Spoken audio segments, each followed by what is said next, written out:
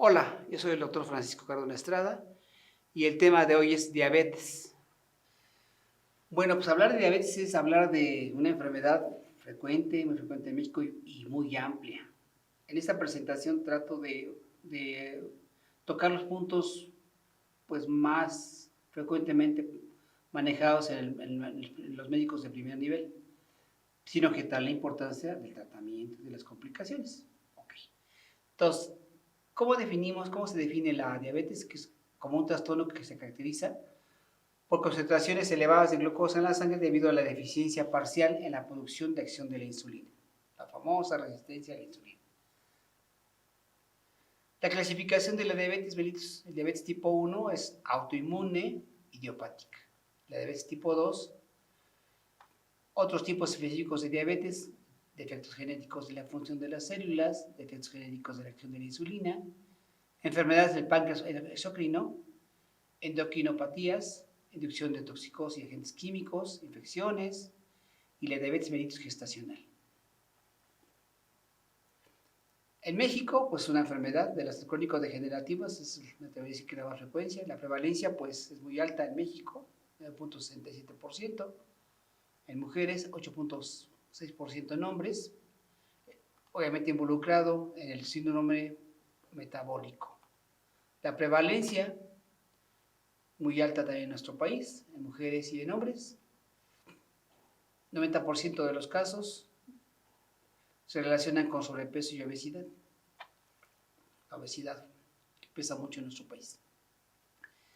La magnitud del problema, pues el problema crece día con día, genera discapacidad y mortalidad, ocupa gran parte de los recursos sanitarios en todos los países. En los países en vías de desarrollo es a la gente de edad media, entre los 35 y 60 años la que está afectada. Claro que no, también los niños. Cada año 3.2 millones de muertes son atribuidas a la diabetes, una de cada 20 muertes, y 8.700 muertes cada día, 6 muertes por cada minuto. Factores de riesgo, acuérdense cómo se clasifican los factores de riesgo modificables y no modificables. Aquí los no modificables son la edad, la raza, la etnia, los antecedentes heredofamiliares, antecedentes de diabetes gestacional, el síndrome de ovario poliquístico, y factores de riesgo modificables, la obesidad, el sedentarismo, el tabaquismo, los patrones dietéticos, los trastornos de regulación de la glucosa, las condicionantes clínicas, las comorbilidades. Bueno, esta diapositiva la pongo por los factores de riesgo en la existencia de la diabetes tipo 1. Vamos a hablar de una y de otra para no quitarles importancia. Existen factores de riesgo genético que se asocian con la diabetes tipo 1, como son los genotipos susceptibles y genotipo susceptible, el HDLA-DR3 y el HLA-DR4. Aproximadamente el 90% de los individuos que tienen diabetes tipo 1 tienen uno o dos de estos halotipos, comparados con el 20% de la población en general. La prevención, pues la educación del paciente es esencial. La prevención es fundamental en nuestro país. Hablamos de ella y como que se ha quedado. Los programas estructurales mejoran el control del peso, disminuyen el hábito del tabaco y mejoran la aceptación de la enfermedad. Cuando vemos un paciente diabético es importante empezar a prevenirle en su familia, hacerlo entender al paciente que el apoyo y el beneficio familiar es muy importante. Fomentar la actividad física, modificar el estilo de vida con dieta hipocalórica baja en grasas, técnicas de modificación de la conducta y mantenimiento del cambio, terapia conductual, la reducción moderada del peso. Bueno, en relación con la diabetes tipo 1, el principal gen y la predisposición es, mencionamos el tipo 1, el alelo del cromosoma 6.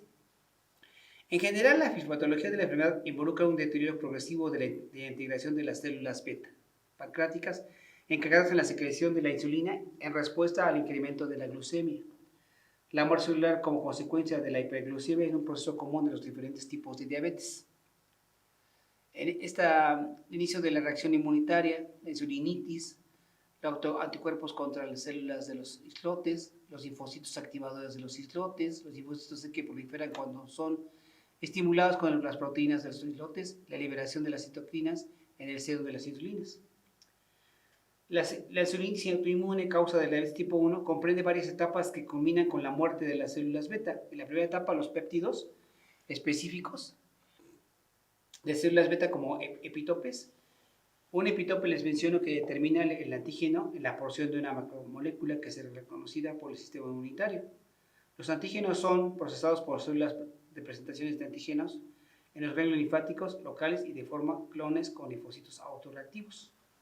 Las reacciones mediadas por estas células y citoquímicas son generadas contra las células beta. Paradójicamente, las células beta contribuyen con algunas citoquinas que provocan la reacción inmune contra el islote y se desarrolla un círculo vicioso autoinmune. Las células beta sufren y la diabetes es irreversible, se presenta a grandes rasgos. En la tipo 2, pues la resistencia a la insulina, el factor que viene. En la tipo 2 se conjugan varios efectos para determinar finalmente la hiperglicemia. El primero de ellos es la insulinoresistencia a nivel del hígado, el músculo liso, ¿sí? Y el tejido adiposo. Se habla de la resistencia periférica a la insulina a la que se produce en el músculo estriado, donde disminuye la capacidad y el metabolismo de la glucosa. Y de resistencia central a la insulina a la que se desarrolla en el hígado, donde aumenta la producción de glucosa determinando la hiperglicemia de ayuno. Lo anterior estimula la producción de insulina en las células beta, pero cuando estas no pueden producir la cantidad de hormona suficiente para contrarrestar esta insulinoresistencia, aparece la hiperglicemia, que siempre indica la presencia de una falla que puede ser relativa en la secreción de insulina. La diabetes tipo 2 tiene las siguientes características. La insulinoresistencia y déficit relativo de secreción de insulina frente al estímulo de la glucosa. Los niveles de insulina de una persona con diabetes tipo 2 pueden ser normales, pero son insuficientes para contrarrestar la hiperglicemia y la insulinoresistencia. La diabetes tipo 2 se presenta en pacientes obesos o con aumento de grasa abdominal. ¿Sí? Puede ser intraabdominal o intravisceral. Existe una evolución subclínica en la mayoría de los casos. Estos pacientes son metabólicamente estables, que pueden debutar con complicaciones y con síndromes hipermoral no citotóxico y excepcionalmente con cetoacidosis en los diabetes tipo 1. Actualmente está apareciendo en casos en diabetes tipo 1 y diabetes tipo 2.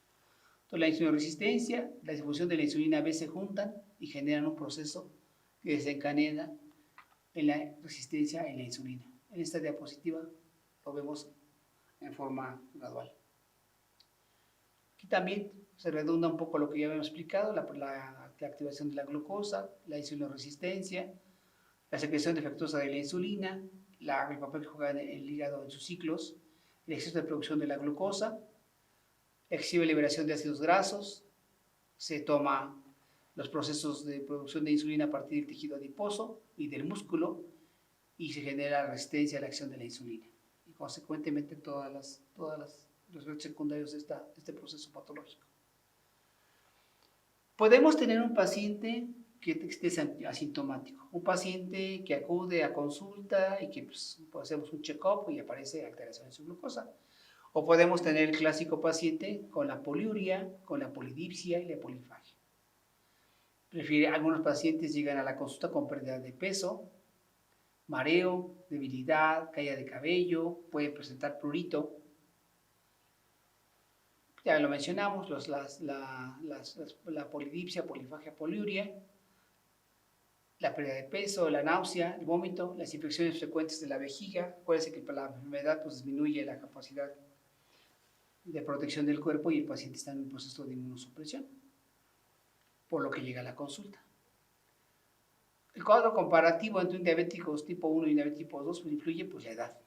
¿Sí? El inicio, tenemos pediátricos, inicios de menos de 30 años, disminución de la concentración de la insulina, el comienzo es muy rápido, en los diabéticos tipo 2 comienza a partir de los 35 años, el comienzo insidioso, los síntomas en los niños es polidipsia, polifagia, poliuria, son mucho más agresivos, las complicaciones son frecuentes en los tipo 1, también en los tipo 2, y la variación estacional presente en el tipo 1 y ausente en el tipo 2. ¿Cómo tamizamos a los pacientes adultos asintomáticos? Acuérdense que todo paciente, de acuerdo a la práctica clínica que tiene sobrepeso, debe incluir el estudio de su glucosa, el antecedente familiar. Hay unos que no relacionan mucho la antecedente familiar, pero el protocolo incluye empezar a estudiarlos, cuantificaciones de glucosa. Parientes en primer grado con diabetes, alto riesgo para personas afroamericanas, latinos, indios americanos, asiáticos, mujeres con hijos con peso mayor de 4 kilos en México, diabetes gestacional, porque cuántas pacientes diabéticas llegan a la consulta y no hubo un protocolo, un seguimiento de su problema. Pacientes hipertensos, pacientes que tienen desequilibrio en el perfil de lípidos, mujeres con síndrome de ovario poliquístico, alteraciones en la hemoglobina glucosilada, en los niños muy importante la presencia de la acantosis nigrans. Acuérdense esas manchas que parecen como que no se bañan, manchas negras hipercrómicas localizadas en cuello y en axilas, relación a la acantosis nigrans, y es importante la presencia de cordones y sobrepeso. Hay que protocolizar un paciente, va a descartar diabetes. La diabetes gestacional, que marca la guía de práctica clínica en el control de una paciente embarazada, sus prenatales, el seguimiento de su glucemia en ayuno. No se hace comúnmente con frecuencia la prueba de tolerancia a la glucosa. No tenemos a veces reactivos en el primer nivel para cuantificar la hemoglobina glucosilada, pero eso no nos quita del compromiso legal que tenemos ante un paciente en su protocolo, sobre todo estando embarazado.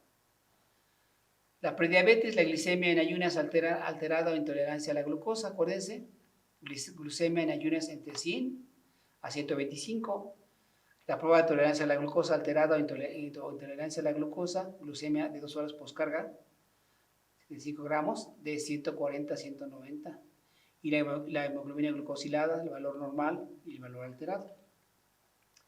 Criterios diagnósticos, ya los mencionamos, esta redunda un poquito. El diagnóstico clínico, tenemos datos clínicos, podemos no tener datos clínicos. La toma de la glucosa, ya la mencionamos, el valor en ayunas, el valor posteriormente a la prueba de tolerancia a la glucosa. ¿Cómo la clasificamos? De 125 como prediabetes, que existe el diagnóstico en el C10, y la diabetes franca con un valor normal de mayor de 126 miligramos por decilitro, confirmación de la diabetes. La prueba de tolerancia a la glucosa ya mencionamos cómo se hace, cómo se realiza, cómo la hacemos, qué protocolo sigue, es importante conocerla. Análisis de la sangre venosa, de ver la solución glucosa, y a las 2 horas revisar el resultado. ¿Sí? La toma de la glucosa aleatoria también, postprandial, teniendo en cuenta el metabolismo normal de la glucosa a las 2 horas. La hemoglobina glucosilada, que según la guía de prácticas clínicas tiene un valor pronóstico muy importante. Esta prueba de sangre indica el nivel de glucosa en la sangre promedio en los últimos 2 o 3 meses. Tiene un factor pronóstico. El valor normal de la hemoglobina glucosilada de 5.7 a 6.4 prediabetes, de 6.5 diabetes, de 5.6 es el valor normal. Parámetros que ya revisamos en las anteriores diapositivas en relación con la glucemia basal, la tolerancia a la glucosa, los datos clínicos. El tratamiento, acuérdense, de las patologías es no farmacológico y farmacológico. La dieta es fundamental en un diabético. Bueno, en todo paciente obeso con sobrepeso, la dieta. Una pérdida del 5 a 10% del peso corporal mejora la sensibilidad a la insulina, control glucémico, presión arterial y dislipidemia. Las grasas deben constituir no más del 30% del consumo energético. Las grasas monoinsaturadas deben representar del 12 al 15% del consumo calórico. Acuérdense cómo estructuramos una dieta en relación con la actividad física del paciente, cuánto manejamos de calorías, cómo las dividimos, cuánto va a ser de carbohidratos, de grasas, de proteínas. Hay que revisar esos temas. Recomendaciones para no farmacológicas, tratamiento nutricional fundamental.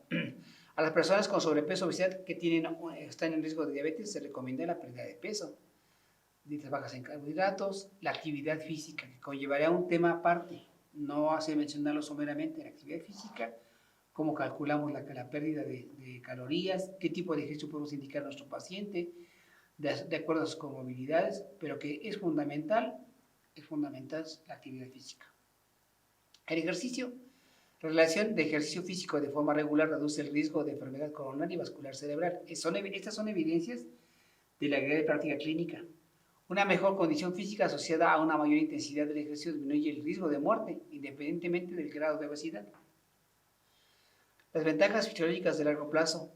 Mantenimiento de la acción de la insulina, control de la glucosa, oxidación de grasas, almacenamiento del músculo, mejora la presión sistólica más que la diastólica, a mayor actividad física, menor riesgo de mortalidad por cualquier causa, incluyendo cardiovascular. Acuérdense los beneficios del ejercicio, son más de 50. El apoyo inmunológico del ejercicio, ahí está. La elevación de la autoestima. ¿Cuántos de los pacientes diabéticos sufren de depresión con obesidad? Y la obesidad relaciona comúnmente depresión. El tratamiento del diabetes tipo 2 va escalonado, fundamental, dieta y ejercicio. La metformina pues es los medicamentos más utilizados. Acuérdense de las dosis, de los efectos secundarios de los medicamentos. Paciente con síntomas marcados de glucemia o hemoglobinas elevadas, considerar hacer tratamientos con insulina desde el principio o con sin agentes adicionales. Bueno, el uso de la insulina hay que utilizarlo temprana, pero hay que darle al paciente tipo 6, tipo 2, la posibilidad de llevar dieta, ejercicio y empezar con el tratamiento vía oral. La monoterapia, pues hay que utilizarla y conocer los hipoglucemiantes orales. Sus beneficios, ¿cuántos hay? Hay muchísimos, no los que comúnmente conocemos. Aquí en esta tabla les presento las sulfonilureas, la cual pertenece.